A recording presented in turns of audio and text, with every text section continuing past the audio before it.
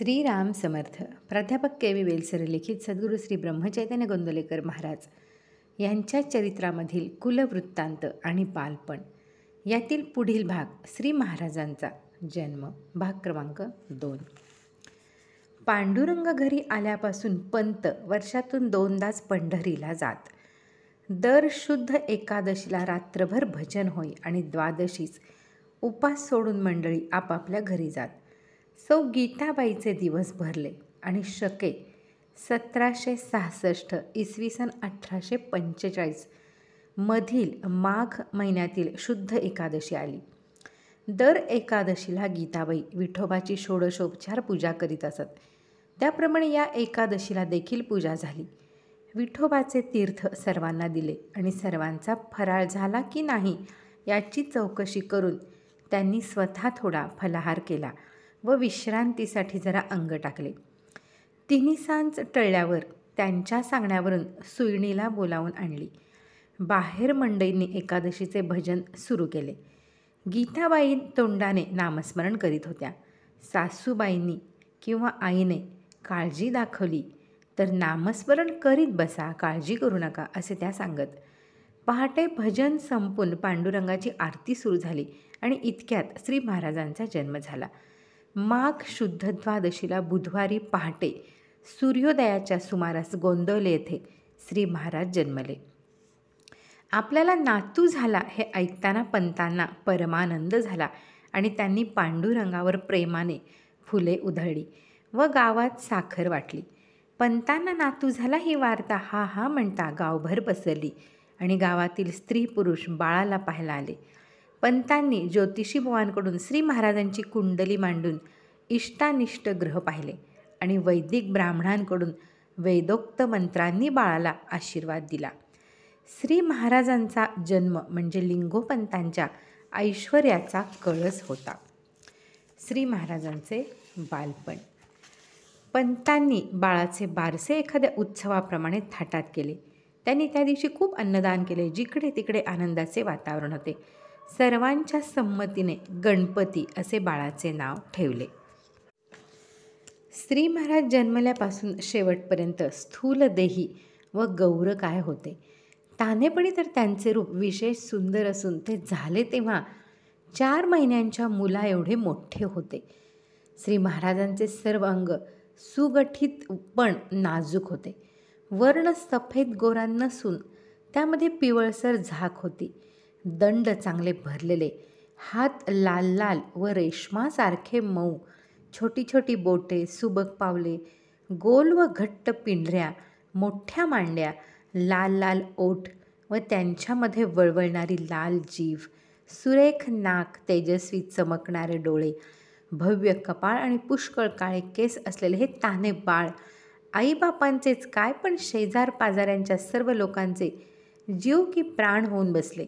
रावजी एवढे संसारातून विरक्त असले तरी ते सुद्धा मधून बाळ काय करतो आहे हे पाहून जात आणि मग म्हणत की याला पाहिले की कसं मनाला समाधान वाटते. 5 महिन्यांचे झाल्यावर श्री महाराज रांगू लागले. ते अति चपळ असल्याने त्यांना खाली ठेवण्याची सोयच नव्हती किंवा एखादी लहान वस्तू खाली ठेवणे शक्य नव्हते. त्यांना मोकळे ठेवले की ते भरभर देवांच्याकडे जाऊन त्या सर्वांना आपल्या आसनावरून खाली काढीत, नाही तर सरळ गायींच्याकडे जात. पुष्कळ वेळा शेजारच्या बायका त्यांना घेऊन जात आणि आपल्या घरी त्यांच्याशी खेळत बसत. श्री महाराज घरी असले की त्यांच्या खोड्यांच्या भीतीने त्यांना सारखे कडेवर घेऊन फिरवावे लागे आणि ते सुद्धा आईनेच. आई बिचारी श्री महाराजांना कडेवर घेऊन तशीच आपली कामे करीत असायची. श्री महाराज 6-7 महिन्याचे होते त्यावेळची गोष्ट. एकदा असे झाले की गीताबाईंना उठायला जरा उशीर झाला. रावजी स्नान करून आले होते आणि त्यांच्या संध्येची व पूजेची तयारी करून द्यायची होती. श्री महाराजांना कडेवर घेऊन चटचट काम उरकता येईना म्हणून त्या म्हणाल्या, तुला सारखा कडेवर घेऊन मी कामे कशी रे करू, जरा बस खाली. असे बोलून त्यांनी श्री महाराजांना खाली ठेवले व आपण कामाला लागल्या. श्री महाराजांनी लगेच जो आप सरला तो काही केले तरी बंद करीनात. आईने ओरडून प्रेमाने जवळ घेऊन खाऊ दाखवून रडणे थांबवण्याचा पुष्कळ प्रयत्न केला, परंतु श्री महाराज आणखी जोरजोरानेच ओरडू लागले. हा सर्व गोंधळ ऐकून पंत आत आले आणि त्यांनी देखील बाळाची समजूत घालण्याचा पुष्कळ प्रयत्न करून पाहिला. तरी जेव्हा रडणे थांबेना तेव्हा पंत मंदिरात गेले. त्यांनी तेथील अंगारा घेतला, पांडुरंगाची प्रार्थना केली आणि तो अंगारा श्री महाराजांच्या कपाळाला लावला. तो लावता लावता पंत सहज बोलले, बाळा, तुला आईचा सहवास नेहमी पाहिजे काय? हे शब्द बोलण्याचा अवकाश की महाराज गप्प बसले. नुसते गप्प बसले नाही तर एकदम हसले. त्या दिवसापासून त्यांना कडेवर घेऊन जेवढे काम उरकता येईल तेवढेच काम गीताबाई करीत. श्री महाराजांना भजनाची फार आवड होती. घरात रात्रीचे भजन सुरू झाले की तिकडे घेऊन जाण्यासाठी ते रडत असत. बरेच दिवस घरामध्ये लहान मूल नसल्यामुळे आजीला नातवाचा फार लळा लागला. श्री महाराज जसजसे मोठे होऊ लागले तसतसे त्यांचे खाणे पिणे, निजणे उठणे, स्नान करणे, कपडे घालणे इत्यादी सर्व गोष्टी आजोबा आणि आजीबाई करू लागल्या. श्री महाराज 3 वर्षाचे झाल्यावर घरातल्या माणसांची नजर चुकवून एकटेच बाहेर कुठेतरी जात. त्यांच्या सुईणीचे त्यांच्यावर फार प्रेम होते. पुष्कळ वेळा तिच्या घरी जाऊन मला भूक लागली, मला खायला दे असे सांगत. तिने देखील मोठ्या प्रेमाने दूध भात किंवा दही भात त्यांना खायला घालावा आणि कडेवर घेऊन घरी आणून पोचवावे. श्री महाराजांना 4थे वर्ष लागल्यावर आजोबांनी धुळाक्षरे काढायला शिकवली आणि नातवाने एका दिवसात ती शिकून घेतली. याच सुमारास एकदा असे झाले की रात्री 11 वाजले तरी श्री महाराजांना झोप आली नाही. म्हणून आजोबांनी अनन्याश्चिंतयन्तो माम हा गीतेतला श्लोक म्हटला. श्री महाराजांनी लगेच त्यांच्या पाठोपाठ तो श्लोक जसाच्या तसाच पण अर्थात बोबड्या वाणीने म्हणून दाखवला. आजोबा म्हणाले, अरे तू तर एकपाठी आहेस. श्री महाराज 5 वर्षाचे झाले. या वयात देखील त्यांची खाण्याविषयी मुळीच तक्रार नसे. त्यांना मित्र पुष्कळ होते. किंबहुना गावातील सगळी मुले त्यांचे मित्र होते. सर्वांना ते हवेसे वाटत. त्यांचा आवाज फार गोड व बोलणे मोठे प्रेमळ असे. मुले त्यांनी सांगितलेले करीत असत. आजोबांचा सहवास रात्रंदिवस असल्यामुळे ते करतील तसे श्री महाराज करीत. शिवाय आता ते आजोबांची सेवासुद्धा करू लागले होते. आजोबा गीता म्हणू लागले की श्री महाराज त्यांच्याबरोबर म्हणू लागत. आजोबा जप करू लागले की यांनीही आसन घालावे आणि डोळे झाकून स्वस्थ बसावे. रात्रीचे भजन झाल्याशिवाय श्री महाराज कधी निजले नाहीत. भजनामध्ये आजोबा नाचायला लागले की आपण नाचू लागत आणि नाचताना इतके तल्लीन होऊन जात की इतर मंडळी कौतुकाने बघत राहत. आपल्या 5 वर्षाच्या नातवाची परीक्षा घ्यावी असे पंतांच्या एकदा मनात आले.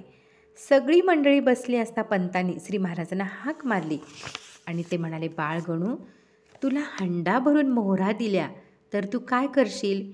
श्री महाराजांनी ताडदिशी उत्तर दिले, आंधळे, पांगळे, रोगी, गरीब आणि भिकारी यांना मी सगळ्या वाटून टाकीन. यावर आजोबा पुन्हा म्हणाले, पण तुला राजा केला तर काय करशील? श्री महाराजांनी लगेच उत्तर दिले, माझ्या राज्यात भिकारी असा कुणी राहू देणार नाही. माझ्या दारी अन्न छत्र घालीन. ही उत्तरे ऐकून पंतांच्या डोळ्यात पाणी आले व थोड्या वेळाने ते रावजींना म्हणाले, रावजी, ही खरी अमृतवल्ली आहे. श्री पांडुरंगाच्या कृपेने ती आपल्याला लाभली आहे. हा कुणीतरी मोठा योगभ्रष्ट पुरुष असावा असे मला वाटते. श्री महाराजांची मुंज झाली. कुलगुरू पाठक रोज श्री महाराजांना ब्रह्मकर्म शिकवण्यास येऊ लागले. 2-3 महिन्यांमध्ये संध्या, पूजा, वैश्वदेव, पवमान, रुद्र वगैरे सर्व भराभर शिकून झाले. एक दिवस भटजी म्हणाले, झाले, तुम्हाला ब्रह्मकर्म सर्व आले. यावर श्री महाराज बोलले, याच्या पुढे काय शिकायचे असते? भटजी म्हणाले, याच्यानंतर 4 वेद, 6 शास्त्रे वगैरे शिकायचे असते. श्री महाराज म्हणाले, मग मला तुम्ही उद्या वेद आणि शास्त्रे शिकवा. भटजी म्हणाले, अरे एकेका वेदाला 20-20 वर्षे आणि एकेका शास्त्राला 12-12 वर्ष अभ्यास करावा लागतो. हे ऐकून श्री महाराज झटदिशी बोलले, इतका वेळ कोणाला आहे? मुंज झाल्यावर श्री महाराजांची वृत्ती अधिकच अंतर्मुख होऊ लागली.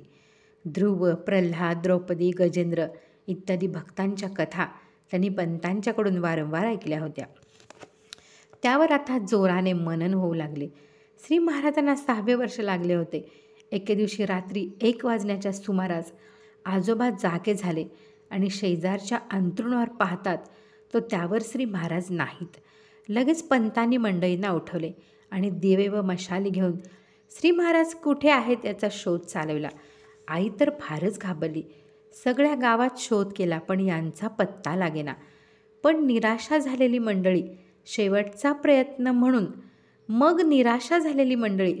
प्रयत्न म्हणून नदीकडे स्मशानाच्या बाजूला गेली. तर तिथे एका लहानशा गुहेमध्ये ही स्वारी आसन घालून डोळे झाकून बसली होती. मंडळींची गडबड ऐकून श्री महाराजांनी डोळे उघडले आणि ते वडिलांच्या बरोबर घरी परत आले. पंतांनी विचारले, बाळ कुठे गेला होतास? श्री महाराज म्हणाले, नदी काठी अगदी एकांत असतो तिथे मन नामात लवकर रंगून जाते. आजोबा म्हणाले, तुला साप, विंचू, भूत पिशाच्यांची भीती वाटली नाही का? श्री महाराजांनी सांगितले, छे त्यांना काय भ्यायचे. पुढे काही दिवसानंतर श्री महाराज पुन्हा असेच रात्री नदीकडे जाऊन ध्यानस्थ बसले व यावेळी घरच्या मंडळींनी फारशी गडबड केली नाही आणि पहाटेच्या सुमारास ते घरी परत आले. श्री महाराजांना 7वे वर्ष लागल्यानंतर पंतांनी त्यांना गावच्या शाळेत घातले. अण्णा खर्चीकर नावाचे मास्तर ही शाळा चालवीत असत. गावातील पुष्कळ मुळे शाळेमध्ये येत. तेथे जाऊ लागल्यावर 8-15 दिवसामध्ये गुरुजींच्या जवळ असलेली सर्व विद्या श्री महाराज शिकले. गुरुजींनी धडा द्यावा आणि यांनी तो तत्काळ म्हणून दाखवावा असे चाले. नंतर आज एवढे पुरे, उद्या पुढे सांगेन असे अण्णांनी सांगून श्री महाराजांना गप्प बसवावे. अशा रीतीने बाळबोध व मोडी लिहिणे आणि वाचणे, बेरीज, वजाबाकी इत्यादी गणित आणि हिशोब करणे, सुंदर व घोटीव अक्षर काढणे वगैरे अण्णांच्याजवळ होती तेवढी सर्व विद्या संपली. तरी श्री महाराजांचे मला पुढे सांगा हे चालूच राहिले. तेव्हा अण्णा म्हणाले, अरे माझी विद्या संपली, मग आता काय विचारता? श्री महाराजांनी रोज शाळेमध्ये जावे, मुलांना बाहेर काढावे आणि सर्वांनी ओढ्यावर जाऊन विटी दांडू खेळत बसावे. विटी दांडू खेळण्यामध्ये श्री महाराज इतके प्रवीण होते की डाव आपल्या हाती आल्यानंतर दुसऱ्या बाजूची पोरे रडकुंडीला येईपर्यंत ते चोपीत बसायचे. मग ते आपणहून चुकायचे व बाद होऊन जायचे. हीच तऱ्हा इतर बाबतीत होती. मोठमोठ्या झाडांवर हा म्हणतात ते चढून जात. पोहण्यामध्ये आणि कुस्ती खेळण्यामध्ये तर त्यांचा नेहमी पहिला नंबर ठरलेला. तसेच घोड्यावर बसणे, उड्या मारणे, दंड काढणे, गोट्या खेळणे, मारामारी करणे इत्यादी लहान मुलांच्या सर्व प्रकारांमध्ये त्यांची बरोबरी करील असा कोणी त्यावेळी नव्हता. चरित्रामधील पुढील भाग आपण पुढे पाहूयात. श्रीराम जय राम जय जय राम.